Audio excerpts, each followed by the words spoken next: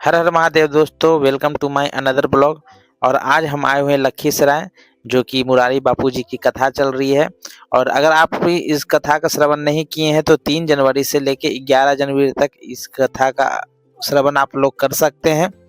और आज हमारे वीडियो में के अंत तक बने हुए रहिएगा, क्योंकि इस वीडियो के लास्ट में हम अपने वेद विद्यालय का भी दर्शन कराएंगे। यहाँ पे हम राम ओंकार जी और गुरु जी बैठे हुए हैं और यहाँ पे हम लोग कथा श्रवण कर रहे हैं। ये देख सकते हैं आप, कथा का स्थल है। यहाँ पे भीड़ बहुत ज़्यादा हो जाता है और थोड़ी देर बाद यहाँ पे हम लोग कथा सुनते हैं, उसके बाद यहाँ से हम लोग चले जाते हैं। और आज हम आए हुए हैं अशोक धाम में। तो भैया बनारस से आए हैं, जो कि ज्योतिष के प्रकांड विद्वान हैं। तो आपको आज भैया से भी मिलाते हैं। और हमको और राजेश को और राम ओंकार को ज्योतिष भी यही पढ़ाए हैं और सिखाए हैं बचपन से, और बहुत अच्छे व्यक्ति हैं। तो आप इनसे भी मिल सकते हैं। कभी बनारस आइए तो भैया से जरूर संपर्क कीजिएगा। दुर्गा कुंड में रहते हैं ना दुर्गा कुंड में। तो बहुत अच्छे हैं। और अभी मतलब समझिए कि बड़े बड़े जो क्रिकेटर हैं, शिखर धवन, विराट कोहली, ये सब इनको बुलाते हैं पूजन के लिए।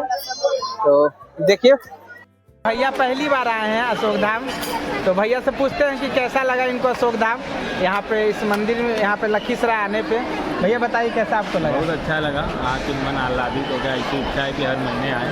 नहीं, हर एक आप महीने नहीं, हर 10 दिन पे आते रहिए आप। एकदम आएंगे। बाबा विश्वनाथ का ही दूसरा रूप है और वैसा ही प्रतीत हुआ, विश्वनाथ जी जैसा ही।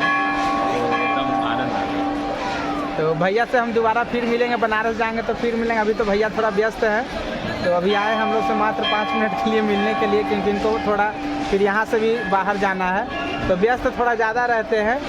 तो भैया से फिर आगे विशेष बात फोन पर करेंगे।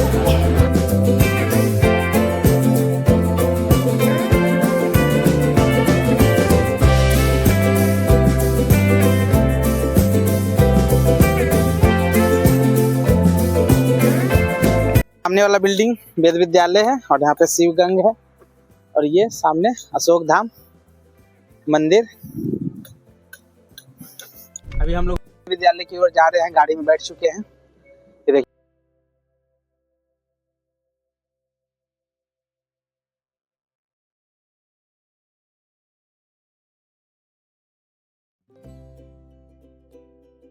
वेद विद्यालय का कैंपस है ये सब।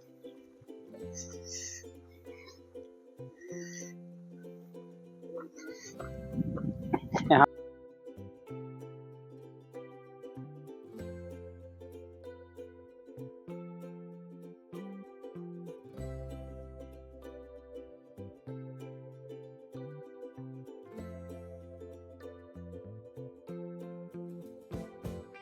बच्चे लोग पढ़ रहे हैं अभी। यहाँ पे वेद का अध्ययन कर रहे हैं सब लोग। यहाँ पे सब लोग वेद, यहाँ पे क्या पढ़ाई हो रहा है? ग्रह शांति। अभी इन लोगों का ग्रह शांति चल रहा है। कौन सा चल रहा है अभी? नवग्रह का वाहन चल रहा है।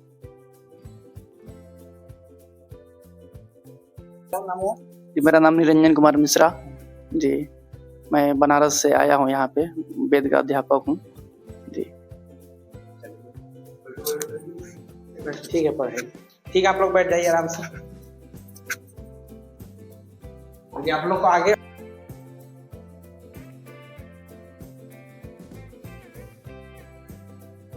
यहाँ पे सब बच्चे लोग रहते हैं। ये छात्रावास है। ये देखिए, बच्चे लोगों का रहने का स्थान बहुत अच्छा बना हुआ है। व्यवस्था भी बच्चे लोगों का बहुत अच्छा है। यहाँ पे किसी प्रकार का दिक्कत नहीं है। तो चलिए आगे चलते हैं।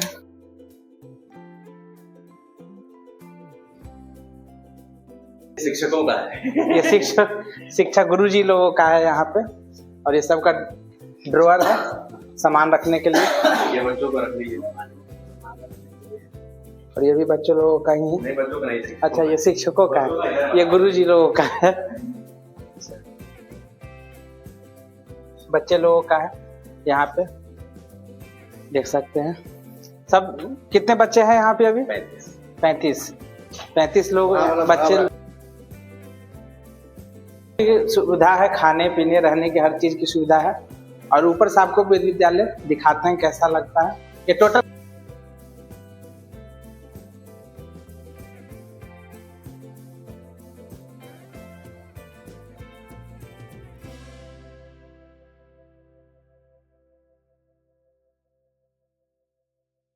देखिए शिवगंगा भी बना है नया नया। ऊपर अभी चल रहे हैं जो कि किचन है ऊपर में।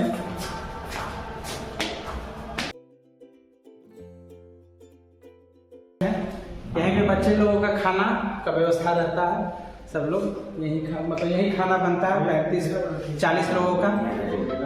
ये देखिए वहाँ बच्चे बैठ के अपना खाते हैं। इसमें सब अन्न रखा, सारा अन्न भंडार गृह है जो यहाँ पे सारा अन्न रखा हुआ है और बच्चे लोग खाते हैं। उस स्थान को भी आपको दिखलाते हैं। ये देखिए यहाँ पे बच्चे लोग खाते हैं। तो यहाँ व्यवस्था बहुत अच्छा है और हम लोग तो खैर शुरू से इसमें पढ़े हैं। हम तीनों तो साथ में पढ़े हैं। हम हैं राम ओंकार और राजेश। हम लोग गुरुकुल में साथ में पढ़े हैं, मतलब बचपन हम लोग का बीता है और आज तक साथ में ही है।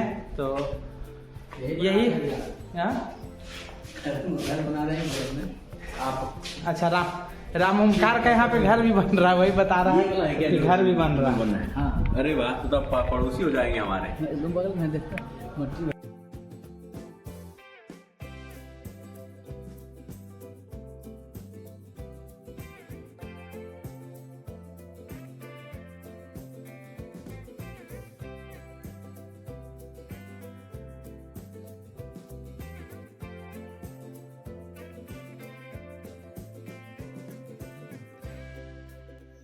और अभी हम वेद विद्यालय आए हुए थे तो आपने जैसा देखा कि यहाँ पे सारी व्यवस्था आप लोग को मैंने दिखा दिया। और अभी यहाँ वेद विद्यालय के गुरुजी बैठे हुए हैं तो यहाँ पे उनसे कुछ सवाल पूछते हैं। तो इस वेद विद्यालय में कितने बच्चे हैं? 35 बच्चे। 35 बच्चे हैं। तो यहाँ का दिनचर्या क्या रहता है? और यहाँ की दिनचर्या बच्चों का है कि अब संस्कृत गुरु परंपरा के अनुसार ठंडी जब ज़्यादा हो जाती है तो थोड़ा बच्चों को आगे पीछे करना पड़ता है टाइमिंग। उन्हें तो बच्चों को 4:30 बजे उठना है और 4:30 से बच्चे 5 बजे तक योगा करते हैं। फिर योगा करने के बाद बच्चे आते हैं, फिर अपना नित्य कर्म करते हैं 1 घंटे तक। फिर उस 1 घंटे के बाद से बच्चे फिर स्नान ध्यान करने के बाद अपना संध्या वंदन करते हैं। संध्या वंदन करने के बाद से थोड़ी इस विद्यालय की सफाई होती है और फिर उसके बाद से अपना नीचे आते हैं बच्चे। नीचे आने के बाद से प्रार्थना होता है। प्रार्थना होने के बाद फिर कक्षाएं शुरू से प्रारंभ हो जाती है। और सुबह में जैसे नाश्ता, तो नाश्ता कितने बजे? नाश्ता बच्चों को 7 बजे दिया जाता है। 7 बजे। नाश्ते में जैसे अलग अलग है कि डेली एक? नहीं, अलग अलग। जैसे कभी चना मिल गया, चना गुड़ मिला, फिर उसके बाद अभी ठंडी है और ठंडी की वजह से चना को भून के दिया जाता है। उसके बाद से एकादशी व्रत होता है तो एकादशी व्रत के दिन फल आता है, बच्चे फल सुबह में कर लेते हैं। हलवा का भी मन किया बच्चों को तो बच्चे हलवा भी। अलग अलग प्रकार के व्यवस्था यहाँ बनी हुई है। जैसे सोमवार, हाँ, बच्चे क्या खाना चाहते हैं तो ये सब व्यवस्था बनी हुई है। तो और उसके बाद 12 बजे भोजन क्या मिलता है? 12 बजे के, जैसे बच्चों का जब कक्षा संचालन जब पूरा हो जाएगा 12 बजे के बाद, तो 12 बजे के बाद से बच्चे फिर संध्या करेंगे और संध्या करने के बाद जब ऊपर जाएंगे तो बच्चे जो डिमांड किए रहेंगे, ऐसे बच्चे कहते हैं गुरुजी चावल दाल रोटी सब्जी ये खाना है, तो वो चीज़ें बनेगा। वो जो डिमांड करते हैं उस हिसाब से वो चीज़ें बनता है, क्योंकि हम अपना देख लेते हैं कि हमारे पास उस महीने तक राशन चलाने की प्रवृत्ति है कि नहीं, फिर उस हिसाब से बच्चों को खिलाया जाता है। और यहाँ पे पढ़ाई किन किन विषयों की होती है? यहाँ पे पढ़ाई आपका वेद का है, शुक्ल यजुर्वेद माध्यंदिनी शाखा है, वेद है। तो यहाँ सिर्फ शुक्ल यजुर्वेद चलता है या कांड शाखा भी चलता है? नहीं, सिर्फ शुक्ल यजुर्वेद चलता है और लघु सिद्धांत चलता है, व्याकरण। और उसके बाद से आपका जीएस के भी पार्ट हैं, इतिहास है, भूगोल है और मैथ है, इंग्लिश है, इत्यादि सारे सब्जेक्टों को, मतलब कहने का मतलब है कि बच्चों को आधुनिक शिक्षा से भी जोड़ने का भी प्रक्रिया दिया गया है यहाँ पे। कि बच्चे बाहर निकले तो उनको ये ना अपने आप को महसूस हो कि मुझे मैथ नहीं आता, मुझे इंग्लिश नहीं आती। बीच बीच में कभी कभी रीजनिंग की भी क्लासें दी जाती हैं, बच्चों को थोड़ा रीजनिंग के पढ़ते रहते हैं। बीच में देखिए अभी अशोक धाम प्रतियोगिता हुआ था, उसमें बच्चे हमारे जीते थे जाके। निबंध प्रतियोगिता हुआ था, जैसे हिंदी बच्चों को भी सिखाया जाता है, हिंदी बताया जाता है, हिंदी के बारे में क्या है उसके बारे में। कुछ कभी पंचांग के भी बारे में बताया जाता है, ज्योतिष के बारे में। तो धीरे धीरे जैसे बच्चों को क्या कहता है पारंगत किया जाता है, एक ही बार सारे सब्जेक्ट उन्हें दिया जाता है, धीरे धीरे छोटे छोटे बच्चों को। धीरे ही हुए हैं किसी विषय को। और यहाँ पे संगीत का भी कुछ है क्या? नहीं, संगीत का नहीं है। संगीत का नहीं हो। संगीत का यहाँ पे कोई मतलब सामग्री हमारे पास नहीं है और ना कोई टीचर है। तो ये है कि हम लोग जिस तरह पढ़े हैं, स्कूलों को जिस तरह गाते हैं उसी तरह बच्चे हमारे गाते हैं, उनको उसी तरह सिखाए हैं, उसी हिसाब से बच्चे करते हैं, अपना करते हैं। मतलब आप देख सकते हैं कि बच्चे लोग कितना परिश्रम करते हैं। कहता है कि गुरुकुल गुरुकुल कितना कठिन चीज होता है। मतलब सुबह 4 बजे उठिए, मतलब अब अभी आप समझ सकते हैं कि 4 बजे उठना इस ठंडी के मौसम में कितना मुश्किल चीज है। और यहाँ पे सब लोग 4 बजे उठते हैं, 5 बजे तक अपना नित्य क्रिया करते हैं, 5 बजे के बाद संध्या करते हैं, आरती करते हैं, उसके बाद अपना पाठ करते हैं, मतलब पढ़ाई जो रहता है वो करते हैं। उसके बाद यहाँ पे नाश्ता की व्यवस्था के बाद 12 बजे तक या 1 बजे तक 12 बजे तक क्लासेस चलेगी। 12 बजे तक क्लास चलती है। उसके बाद 12 बजे से आधा घंटा ये संध्या करेंगे, 12:30 बजे तक। अच्छा, उसके उसके बाद से ये भोजन करेंगे। भोजन करने के बाद से एक आधा घंटा तक इनको फिर से रेस्ट दिया जाएगा और फिर 1:30 बजे ही नीचे आ जाएंगे। 1:30 बजे पढ़ाई करने के लिए। हाँ, 1:30 बजे पढ़ाई करने के लिए आएंगे। 1:30 बजे हमारी फिर से कक्षाएं होंगी जनरल विषय की। सुबह में संस्कृत विषय पढ़ाया जाता है और शाम को हिंदी, इतिहास, भूगोल इत्यादि सारे जो सब्जेक्ट हैं वो अब 1:30 बजे से लेकर के 4 बजे तक चलेगा। 4 बजे के बाद फिर इनको नाश्ता करना है। तो फिर नाश्ता में आपको लाई मिल गया या तो सेव मिल गया, संतरा में जो भी चीजें हैं जो नाश्ते में उपलब्ध रहता है तो वो चीजें दिया जाता है। और नाश्ता करने के बाद से ये फिर नीचे आते हैं बच्चे सारे, आकर के 5 बजे से लेकर के और 7 बजे तक लगातार फिर वेद का परायण चलता है। और फिर 7 बजे के बाद बच्चे फिर ऊपर जाते हैं। फिर 7 बजे फिर इन लोगों को भोजन, रोटी, सब्जी जो इनका जो डिमांड होता है, जैसे बच्चे कभी कह दिए पूड़ी खाना है तो पूड़ी सब्जी बन जाता है, पूड़ी पनीर बन जाता है। जैसे जैसा व्यवस्था रहा जो मतलब बच्चों का डिमांड रहता है वैसा भोजन की व्यवस्था मिलता है यहाँ पे। तो आपने देखा कि कितने छोटे छोटे बच्चे हैं यहाँ पे।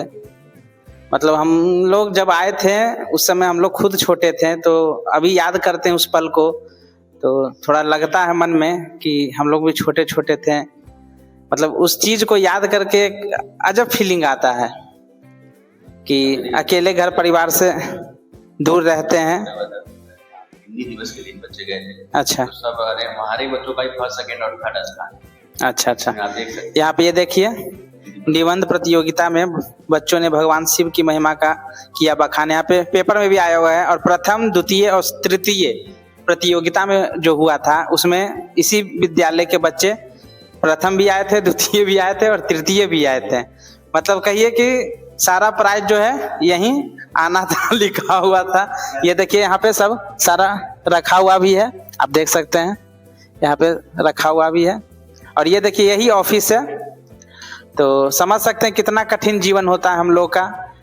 तो चलिए फिर मिलते हैं आपसे भी, फिर आते हैं दोबारा आएंगे तो आप लोग को फिर यहाँ का दर्शन कराएंगे और गुरु से फिर से मिलेंगे।